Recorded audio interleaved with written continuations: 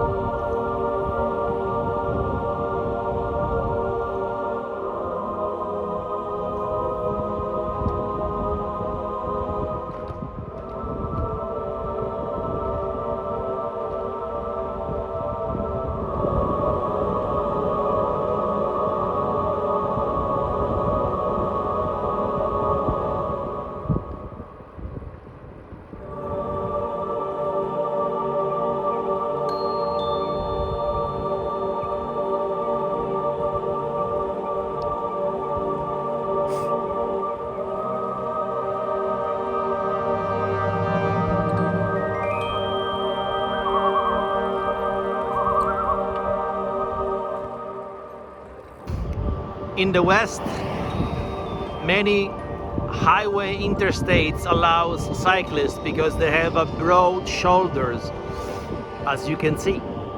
I mean, it's like another lane. Things that shouldn't happen on a motorway. One of us got a flat, probably 1 or 2 miles before, so Michael must be back somewhere, and we don't feel to cycle back is very risky, and let's not add risk into problems, otherwise someone might alert the police that however we are allowed to be here. It's just the wrong moment to have a flat, and we took the risk and we knew it, and we are just a mile to Sinclair, where we were supposed to exit the motorway. So now we have to wait for Michael, as we cannot go back.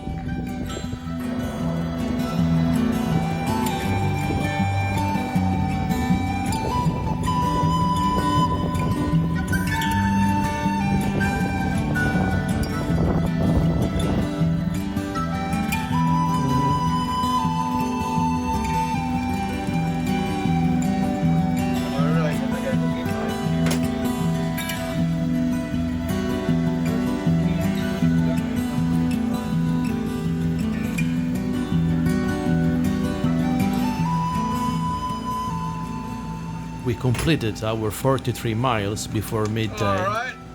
We are preparing for a radical change of riding.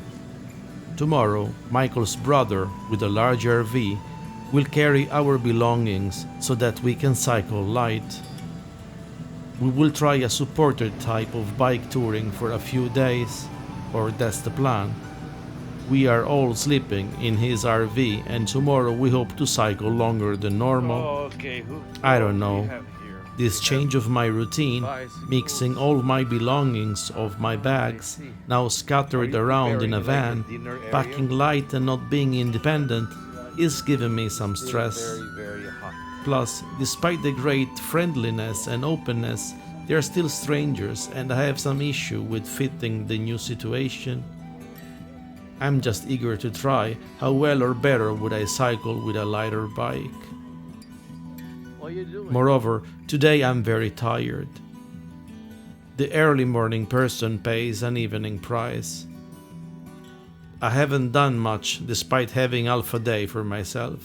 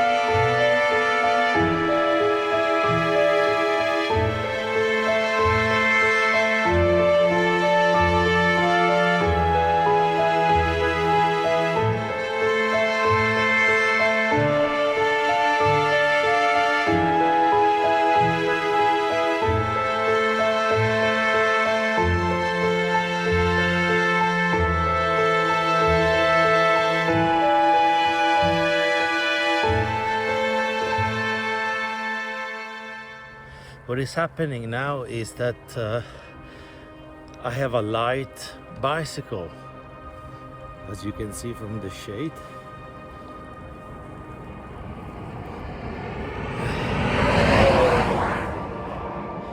This is because I'm cycling with Michael and John, and Michael's brother is driving an RV, a large camper.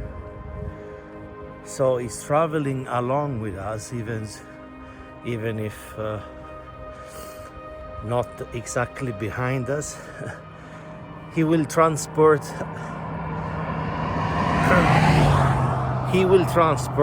the most of our luggages, of our panniers.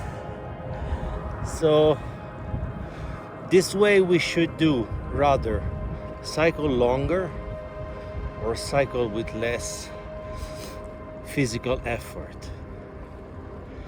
Let's see. And last night I slept in the RV together with the other people. I have some problem to adjust. You know, my routine is completely upside down, and so I had to pack again, think about a day pack for a daily trip, and it hasn't been nice. It hasn't been easy. I mean, to sleep in an RV, going to bed late, waking up early. They are fine, but I'm not. So I'm a little bit struggling with adjusting to and with others people's habits. I mean, they are kind people, but still, you know, going from your independence to a community life with people that you don't know. They're not similar to me at all. Anyway, of course, let's see at the good side. The good side is that I'm doing right now like a miles long uphill, and of course it feels easy. It's much easier without luggage. So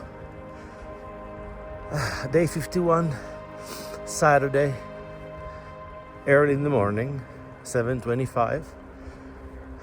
That's all for now. John and Michael are very selfish and very rude. Yesterday I had to wait for Michael. We had to wait for Michael because he had a flat more than half an hour. Today I wanted to fly my drone.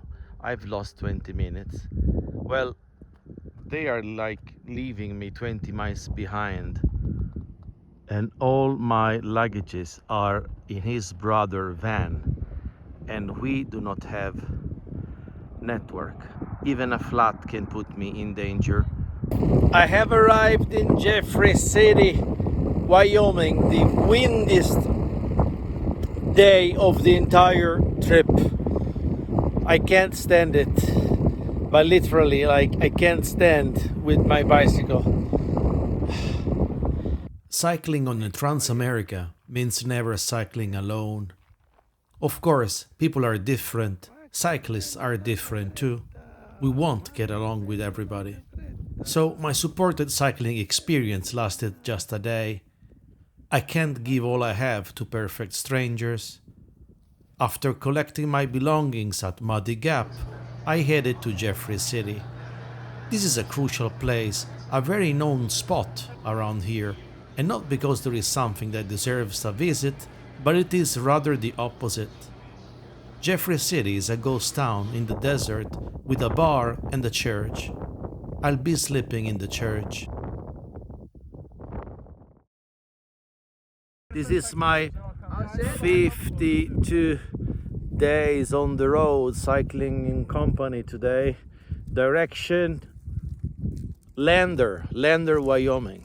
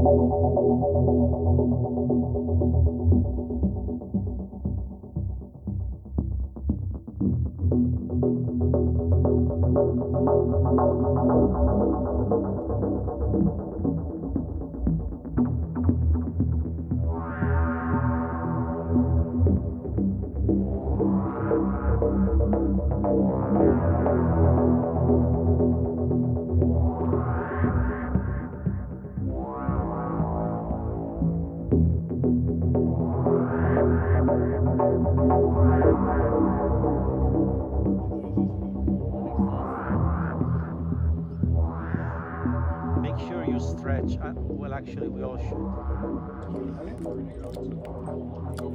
Finally made it inlander, and this is a bonus ice cream offered by the lady.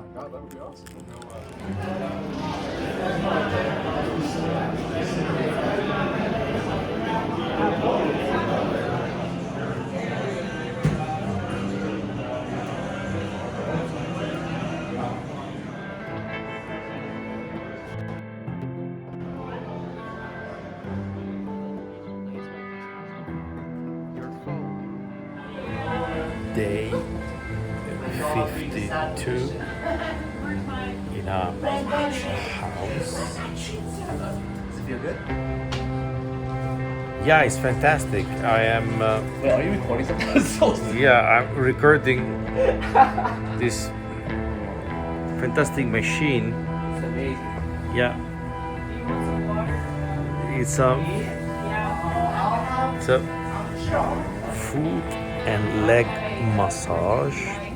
So day 52, a lady gave us hospitality to the three of us.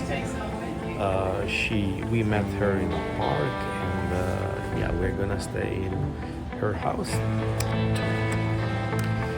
And well, this is how the day 52 will end after a long day cycling this morning from Jeffrey City to Lander, which is a proper city, and actually I like it.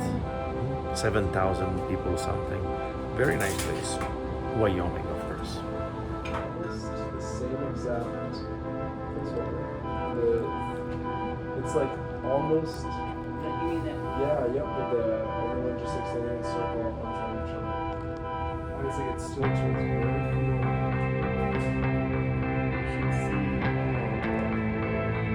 Hello!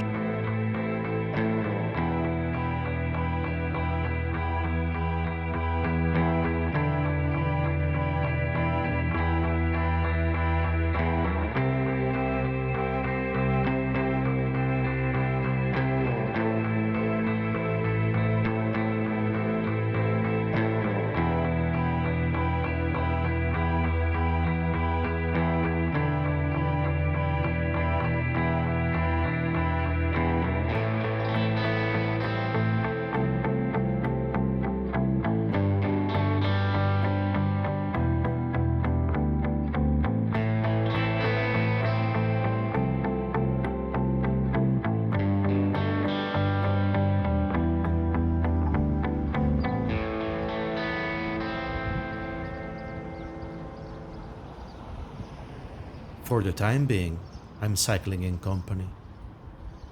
Wyoming so far looks amazing, but as it is very exposed, mostly desert and constantly windy, forming a group and not cycling alone seems a good idea.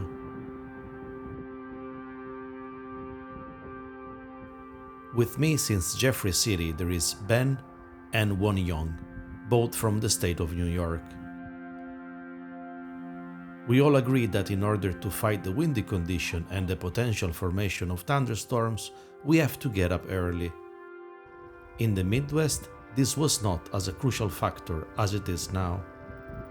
Cycling in company is motivational. I'm now keeping a decent average, and this keeps my morale high. There is only one road here, you can't get lost, but along the road there is nothing. It is like watching a landscape movie, an uninterrupted documentary about nature.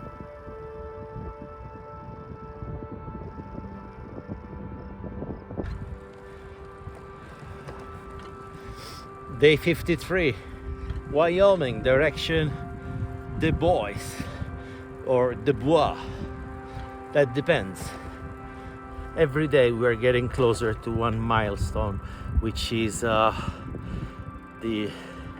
Yellowstone Park. I think we have like 3 days to go. I had no idea what Wyoming was like. At least along this route, the climate is very arid. The fact of being entirely within the Rocky Mountains area does not mean being among snow-capped ridges and alpine valleys. Nothing to do with the Alps. Here the valleys are so large that they become plateau, and they are barren, often rocky and desert. At times I always feel like I am in the southwest, like in Arizona. Both the landscape and the people here seem part of a fiction, but it is all true, dramatically and wonderfully true. It is the American frontier, and the bicycle is revealing to me at the natural speed of life.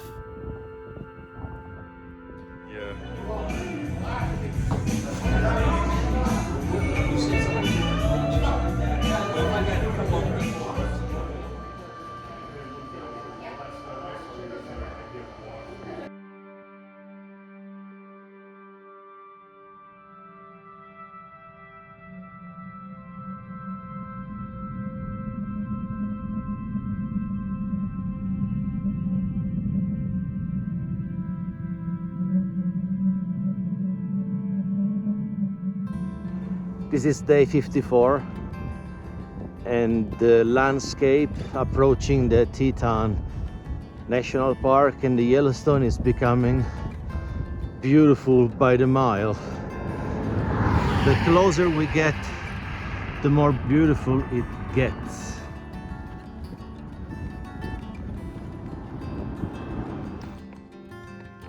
Snow patch in July.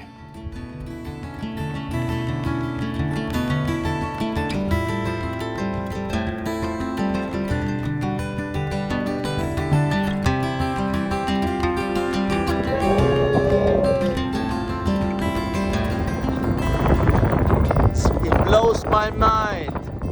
Like the Teton Park, National Park and the Yellowstone are so far away that the most of the European, if they come here after days of driving from renting a car in Denver or Calgary or you name it, and I'm here from the East Coast by bicycle. Okay, so she wants to go. Do you want all that stuff? Yes, actually. You just gotta hold on it for a second. After Wind River Lake and the Continental Divide, the landscape becomes greener and richer of water. The long descent toward Jackson Lake and the Teton National Forest felt like a dive into another country. And yet, this is Wyoming, but it's B-side.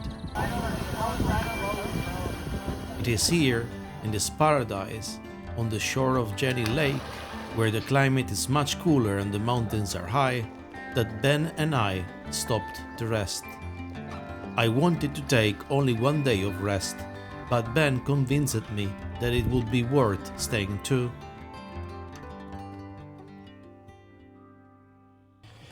So day 55 and day 56 went extremely fast. I took 2 completely days off. That means off the bicycle, no pedaling. I stayed at the Jenny Lake or Lake Jenny by the Grand Tetons, Tetons National Park. Well, it is amazing how fast days off are flying. It's like when you work and you have a weekend that always flies away. So right now I did my dishwashing, toilet, and now I'm looking for Wi-Fi, which it is by the ranger station nearby.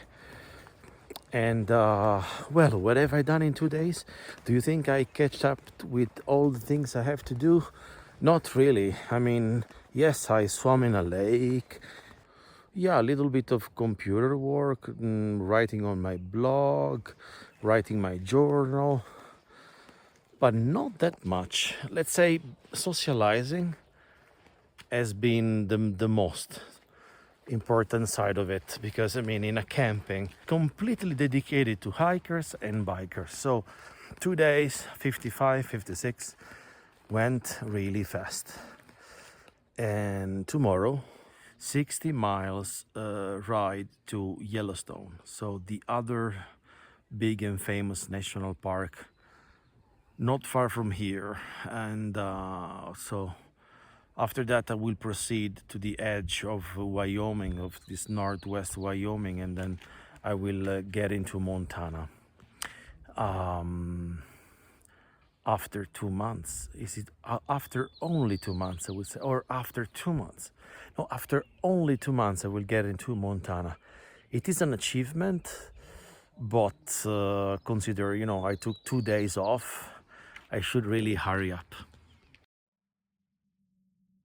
You gotta go up with one foot and then with the other one. Yay!